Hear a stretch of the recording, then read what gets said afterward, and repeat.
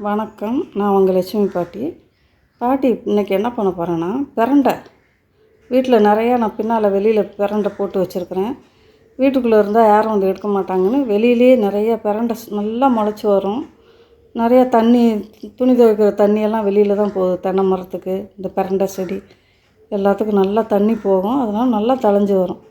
வெளியிலேயே போட்டிருக்கேன். வேணுங்கிறவங்க பறிச்சிட்டும் போயிடுவாங்க. பறிக்கும்போது வேரோடு அப்படியே பிடுங்காமல் சொல்லி வச்சுருக்கிறேன். இந்த மாதிரிலாம் பறிக்காதீங்க, உங்களுக்கு வேணுங்கிறத கிள்ளிட்டு விட்டுட்டு போங்க. அந்த மாதிரி இருக்கும். நான் பிரண்டையை அடிக்கடி சூப்பு செய்வேன், துவையல் அரைப்பேன், சட்னி செய்வேன். நிறையா போட்டிருக்கேன், உங்களுக்கு வீடியோ பாருங்கள். இப்போ என்ன பண்ண போகிறேன்னா, பிரண்டை பொடி பண்ண போகிறேன். பிரண்டையை சொல்லிக்கிட்டே போகலாம். நிறைய அதில் மருத்துவ குணம் இருக்குது. இந்த பிரண்டை சாப்பிட்றதுனால தான் பாட்டி கொஞ்சம் கொஞ்சம் நடக்கிறேன். அடிக்கடி பிரண்டை துவையல், பிரண்டை சூப்பு, இந்த மாதிரி இப்போ பொடியெல்லாம் செஞ்சு வச்சு இந்த மாதிரி நான் சாப்பிட்றதுனால தான் எனக்கு கொஞ்சம் கொஞ்சம் முட்டி வலி பாட்டிக்கு நிறையா இருக்குது. முட்டி வலி, கழுத்து வலி, கை ஜாயிண்டெல்லாம் வலிக்கும். இந்த பிரண்டை அடிக்கடி நான் சாப்பிட்றதுனால தான் பாட்டிக்கு இவ்வளோ தூரம் நல்லா இருக்கிறேன். இப்போ எல்லாம் அந்த பொடியெல்லாம் காலி ஆயிடுச்சு. நான் பிரண்டை பொடி உங்களுக்கு காமிக்கிறேன். இன்றைக்கி நான் போடலை பிரண்டை பொடி இவ்வளோ நாளாக. பிரண்டை துவையல், பிரண்டை சட்னி தான் உங்களுக்கு போட்டிருக்கேன். பிரண்டை பொடி உங்களுக்கு இன்றைக்கி செஞ்சு காமிக்கிறேன் எப்படின்னு. ரொம்பவே நல்லது. அதுக்காக நிறையாவும் சாப்பிட்றக்கூடாது. பிரண்டை சூடு, நிறையா சாப்பிடக்கூடாது. கொஞ்சம் கொஞ்சமாக தான் சாப்பிட்ணும். பிரண்டை நம்ம உடம்புக்கு, நரம்புக்கெலாம் நல்லதுன்னு சொல்லிட்டு அதிகமாகவும் எடுத்துக்கூடாது. வாரத்தில் ரெண்டு முறை எடுத்துக்கிட்டிங்கன்னா நல்லாயிருக்கும். சரியா? பிரண்டை உப்பு கூட பாட்டிக்கு செய்ய தெரியும். அது ரொம்ப கஷ்டம் அது செய்கிறதுக்கு. அதனால் பாட்டி அதை செய்ய மாட்டேன். எங்கள் அப்பா எனக்கு சொல்லி கொடுத்துருக்காரு பிரண்டை உப்பு எப்படி செய்யணுன்ட்டு. அது நான் செய்ய மாட்டேன். அது ரொம்ப டைம் எடுத்துக்கும். அதுக்கெல்லாம் தனியாக இடம் வேணும். அதனால் நான் அந்த வேலையை செய்யலை. நான் பிரண்டை பொடி எப்படி செய்கிறதுன்னு உங்களுக்கு காமிக்கிறேன். அது அளவில்லாத மருத்துவ குணம் அதில் இருக்குது. அதெல்லாம் சாப்பிட்டு பயனடைங்க. ரொம்ப நல்லது. நம்ம ஊரில் நிறையா இருக்குது. எல்லாம் மருத்துவ குணம் நிறைஞ்ச ஒரு மூலிகை பொருள் தான் நம்ம ஊரில் எல்லாமே முளைச்சி கிடக்கு. அதை யாரும் சரியானபடி பயன்படுத்துறதில்ல. எல்லாம் நல்லா பயன்படுத்துகிறோம்னா எல்லாமே ஆரோக்கியமாக இருப்போம். நோய் இல்லாத வாழ்க்கை வாழலாம். சரியா? பாட்டி சாஞ்சி நொண்டி நடப்பேன். என்னால் ரொம்ப தூரம் எங்கேயுமே போக முடியாது. ஒரு வீடியோவில் பார்த்தீங்கன்னா என்னை வெளியே கூப்பிட்டு போயிருப்பாங்க. என்னால் நடக்கவே முடியாது, தடுமாறுவேன். அதனால் இதெல்லாம் நான் சாப்பிட்றதுனால தான் நான் இப்போ நின்று சமைக்கிறதே என்னால் முடியுது. சரியா?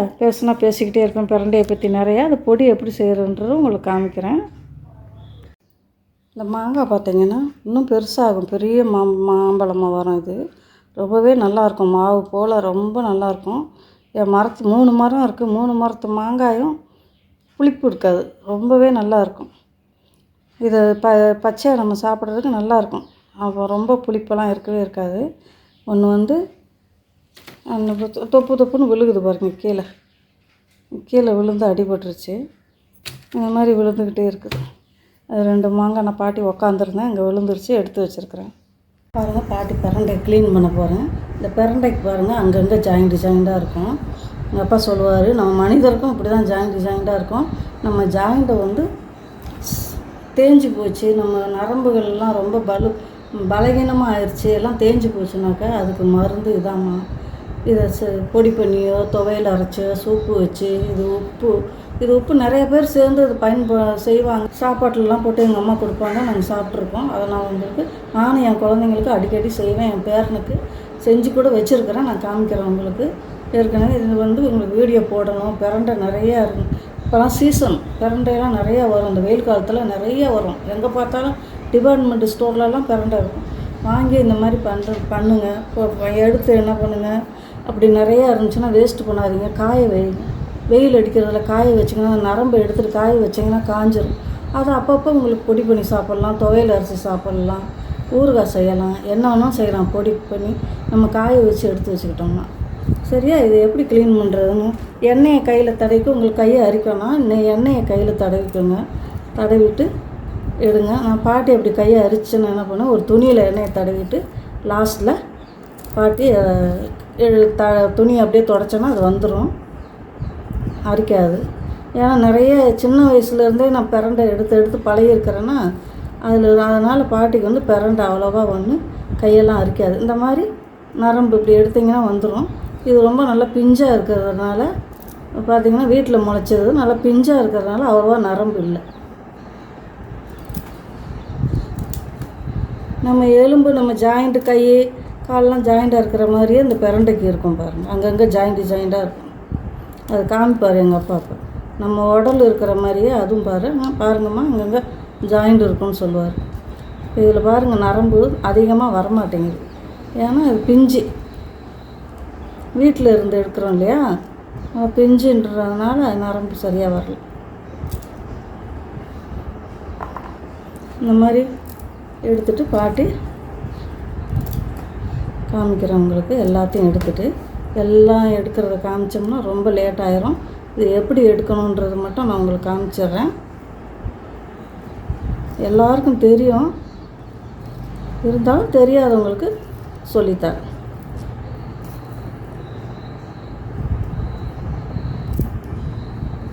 நல்லா பிரண்டை வீட்டுங்களில் எங்கேயாவது இருந்து பறிச்சிங்கன்னா இந்த மாதிரி பிஞ்சாக பறித்து எடுத்துக்கோங்க. பிரண்டை உப்பு வந்து நாட்டு மருந்து கடையில் கிடைக்கும்.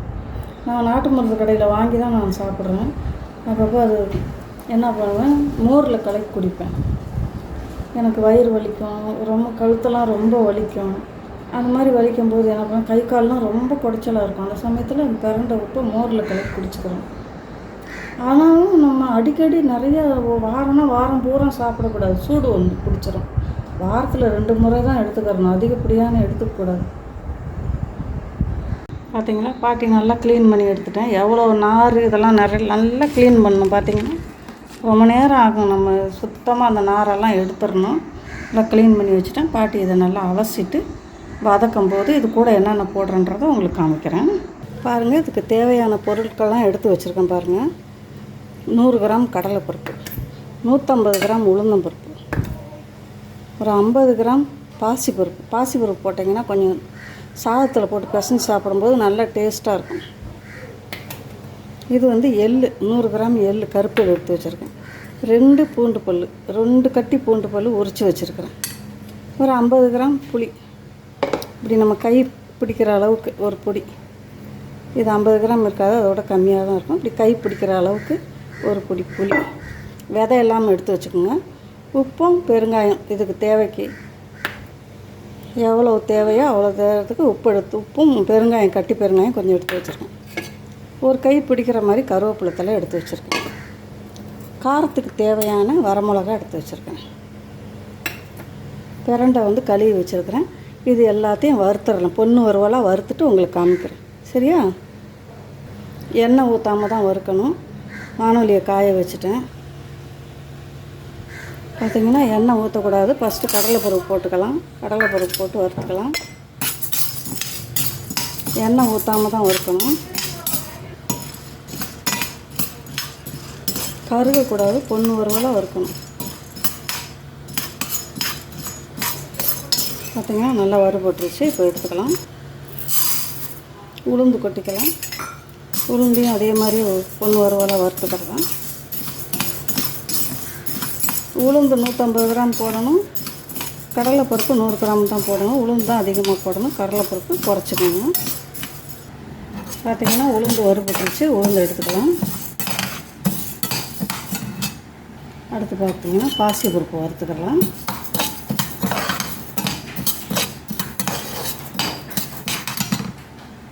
பாசிப்பருப்பு வறுபட்டுருச்சு பாருங்கள். இப்போ எடுத்துக்கலாம். கருப்பு எள்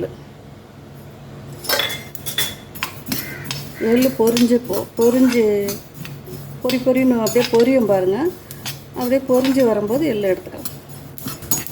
பாருங்கள், எள்ளு வறுபட்டுருச்சு. எள்ளையும் எடுத்துக்கலாம். பார்த்திங்கன்னா கருவேப்பிலையை போட்டுக்கலாம்.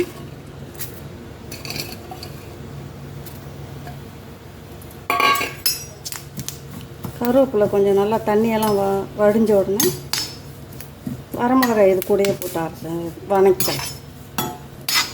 பாருங்கள், தண்ணியெல்லாம் நல்லா வற்றிருச்சு. தண்ணி இல்லை, காஞ்சி போச்சு. இப்போ வரமிளகாய் இது கூட போட்டுக்கலாம். இது கூடவே எடுத்து வச்சுருக்க உப்பையும் கொட்டிக்கலாம்.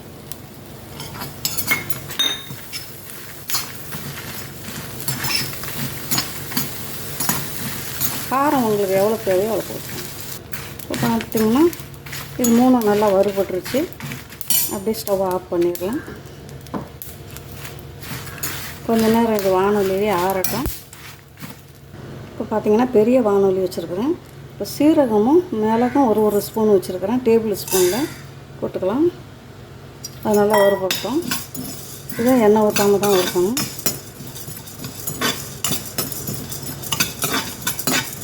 பார்த்திங்கன்னா வானொலி நல்லா காஞ்சிருச்சு. கொஞ்சம் எண்ணெய் ஊற்றிக்கிறேன். நல்லெண்ணெய் கூட பூண்டு இடித்து வச்சுருக்கேன் பாருங்கள், அதை போட்டுக்கிறேன். பூண்டு நல்லா வறுபடட்டும். வறுபட்டால் தான் அந்த பொடி நல்லா சாப்பிட்றதுக்கு சுவையாக இருக்கும். இது கூட நம்ம வச்சுருக்கோம் பார்த்திங்களா பெருங்காயம், இந்த கட்டி பெருங்காயம் இது கூடயே போட்டுக்கலாம். பூண்டு நல்லா இடிச்சிட்டு காய வச்சிங்கன்னா நல்லா அந்த வெயிலுக்கு நல்லா காஞ்சிரும். அந்த மாதிரி காய வச்ச பூண்டு போட்டிங்கன்னா இன்னும் நல்ல வாசனையாக இருக்கும். பாட்டி காய வச்சுருந்தா எல்லாம் காலியாகிடுச்சு, சீக்கிரம் காலியாகிடுச்சு. இனிமேல் தான் அதை காய வைக்கணும். எப்படி வைக்கணுன்றதை காமிக்கிறோம். இந்த பூண்டெல்லாம் இப்போ இந்த பூண்டு எடுத்துக்காங்க, நல்லா செவந்துருச்சு பாருங்கள், எடுத்துடலாம். பெருங்காயமும் எடுத்துடுறேன் பாட்டி. கண்டிப்பாக பூண்டு அந்த மாதிரி செவக்க வறுக்கணும். இப்போ புளியை போட்டுக்கிறேன். புளி கூடவே பாட்டி அலசி வச்சுருக்கோம் பாருங்கள் பிரண்டை, அதை போட்டுக்கிறோம். பிரண்டை புளி கூடையே போட்டு வதக்கணும்.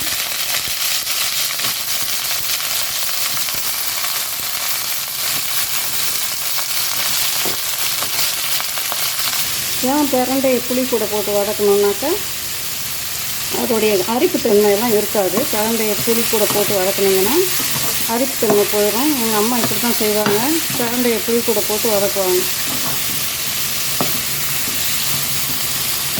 சட்னி அரைக்கும் போதெல்லாம் சட்னி அரைப்பாங்க. பொடியெல்லாம் அவங்க நுணுக்க மாட்டாங்க. இந்த மாதிரி பொடியெல்லாம் நுணுக்கி தர மாட்டாங்க. ஆனால் சட்னி அரைப்பாங்க. பிரண்டை சட்னி, பிரண்டை துவையல் அரைக்கும்போது புளி கூட போட்டு தான் வதக்குவாங்க. இப்போ இடையில பார்த்தீங்கன்னா இந்த பிரண்டை 300 கிராம் பிரண்டை, 300 கிராம் பிரண்டைக்கு உண்டான பொடி பருப்பு வகைகள் தான் நான் போட்டிருக்கேன். இதே மாதிரி நீங்கள் 1/2 கிலோ 1 கிலோ நிறையா பண்ணுறீங்கன்னா அதுக்கு தகுந்த மாதிரி நீங்கள் போட்டுக்கோங்க. பார்த்திங்கன்னா எவ்வளோ பிரண்டை போட்டிருந்தேன், எல்லாம் சுருங்கி எப்படி ஆயிடுச்சு பார்த்திங்கன்னா. இந்த மாதிரி வதக்கி வச்சுக்கிறேன்னா எண்ணெய் ஊற்றி தான் பிரண்டையை நல்லா வதக்கணும். இல்லை நீங்கள் காய வச்சுருக்கிறீங்கன்னா எண்ணெயெல்லாம் ஊற்ற வேண்டியதில்லை, அப்படியே நீங்கள் பொடி பண்ணலாம். எல்லாம் காய வச்சு எடுத்து வச்சுட்டு அந்த நான் வறுத்துருக்கிற பொடிங்க மட்டும் எண்ணெய் ஊற்றாமல் வறுத்துட்டு அப்படியே நீங்கள் பொடி பண்ணி வச்சுக்கலாம். அதுவும் ரொம்ப நாளைக்கு வச்சுக்கலாம். இது ரொம்ப நாளைக்கு இருக்காது, சீக்கிரம் காலி ஆகிடும். இப்போ எடுத்துக்கலாம். இதெல்லாம் ஆற வச்சிடுறேன் பாட்டி. இதெல்லாம் அப்படியே இருக்கட்டும். ஸ்டவ் ஆஃப் பண்ணிடுவோம். பார்த்திங்கன்னா இதெல்லாம் வறுத்து வச்சுருக்கேன், ஆறட்டும். பிரண்டையும் ஆறட்டும். ஆறணுன்னா நான் பொடி பண்ணிவிட்டு உங்களுக்கு காமிக்கிறேன். பாருங்கள் நல்லா ஆறிடுச்சு. பார்த்திங்கன்னா நுணுக்கிட்டு வந்தாச்சு. கருப்பு எள்ளு போட்டிருந்தோம் இல்லையா, அதனால் கலர் இப்படி தான் இருக்கும். நீங்கள் என்ன பண்ணுங்கள், நான் கொஞ்சமாக நம்ம இது கீழே பொடியை வறுத்துருக்க பொடியை போட்டு அதுக்கு நடுவில் தான் நம்ம பிரண்டையை போடணும். அப்போ தான் நல்லா அரைப்படும். நல்லா அந்த மாதிரி அரைச்சி வச்சுக்கோங்க. நிறைய கடலைப்பருப்பு இதெல்லாம் நிறைய போடாதீங்க. நான் போட்ட அளவு போட்டிங்கன்னா கரெக்டாக வரும். கலரும் இப்படி வரும். இல்லாட்டி அப்படியே பொடி கலர் மாதிரி ஆயிரும். நிறையா பருப்பு வகையெல்லாம் நிறையா போட்டிங்கன்னா நம்ம இட்லி பொடி அரைக்கிறோம் இல்லையா, அந்த கலர் வந்துடும். இந்த பிரண்டை எல்லாம் நல்லா சரியாக போட்டு நம்ம அரைச்சோம்னா இப்படி தான் இருக்கும். எள்ளு பிரண்டை எல்லாம் போட்டு வறுத்து அரைச்சோம்னா அப்படி தான் இருக்கும். சாதத்தில் போட்டு சாப்பிட்றதுக்கு அவ்வளோ ருசியாக இருக்கும். ரொம்பவே நல்லாயிருக்கும். இது ஆரோக்கியமான உணவை சாப்பிடுங்க, ஆரோக்கியமாக இருங்க.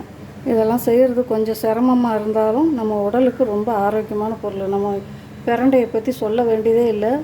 அதில் நிறைய மகிமை இருக்குது. பிரண்டையில் பாட்டி இவ்வளோ தூரம் நடக்கிறேன், என் கழுத்தெல்லாம் இப்போ கொஞ்சம் நல்லா இருக்குது. இல்லாட்டி கழுத்தெல்லாம் ஆடும். என்னால் நடக்கவே முடியாது சுத்தமாக. இந்த சூப்பு, இந்த பிரண்டை பொடி இதெல்லாம் நான் சாப்பிட்றதுனால தான் நான் நல்லா நடக்கிறேன். இதெல்லாம் நான் அனுபவிச்சுட்டு தான் சொல்கிறேன். இது உண்மை. இதே மாதிரி நீங்களும் வயசானவங்கலேருந்து குழந்தையிலேருந்து குழந்தைங்களுக்கு கொடுத்தீங்கன்னா ரொம்பவே நல்லது. பொடி நம்ம டெய்லி சாப்பிட்லாம். துவையல், இந்த சூப்பு இதெல்லாம் வாரத்துக்கு 2 முறை தான் சாப்பிட்ணும். டெய்லி சாப்பிடக்கூடாது. பொடியில் நம்ம எல்லாம் கலக்கிறோம் இல்லையா, அதனால் பொடி டெய்லி நம்ம இட்லி தோசைக்கு சாப்பிட்லாம். நல்லெண்ணெய் ஊற்றி சாப்பிடுங்க இட்லி தோசைக்கு. சாதத்தில் நெய் ஊற்றி சாப்பிட்லாம், நல்லெண்ணெய் ஊற்றி சாப்பிட்லாம். ரொம்பவே டேஸ்ட்டாக இருக்கும். சரி, அந்த வீடியோ ரொம்ப லாங்காக போகும், கொஞ்சம் பாருங்கள். உங்கள் ஃப்ரெண்ட்ஸுங்களுக்கெல்லாம் இது கொஞ்சம் ஷேர் பண்ணுங்கள். எல்லாருமே பார்க்கட்டும். எல்லோரும் இந்த மாதிரி செஞ்சு குழந்தைங்களுக்கு கொடுத்து குழந்தைங்கள ஆரோக்கியமாக இப்போ இருந்து வளர்க்க ஆரம்பிச்சுக்கோங்க. குழந்தைங்களுக்கு இந்த உணவெல்லாம் கொடுத்தீங்கன்னா நோய் நொடியே வராது. அவங்க நல்லா ஆரோக்கியமாக நல்லா ஹெல்த்தியாக இருப்பாங்க. சரியா? இந்த வீடியோ பிடிச்சிருந்தா பாட்டிக்கு லைக் பண்ணுங்கள், ஷேர் பண்ணுங்கள், கமெண்ட் பண்ணுங்கள். பாட்டிக்கு மறக்காமல் சப்ஸ்கிரைப் பண்ணுங்கள். இது கண்டிப்பாக உங்கள் ஃப்ரெண்ட்ஸுக்கு உங்கள் ரிலேஷனுக்கெல்லாம் ஷேர் பண்ணுங்கள். சரியா? அடுத்து நல்ல ஒரு வீடியோவில் பார்க்கலாம். தேங்க்யூ.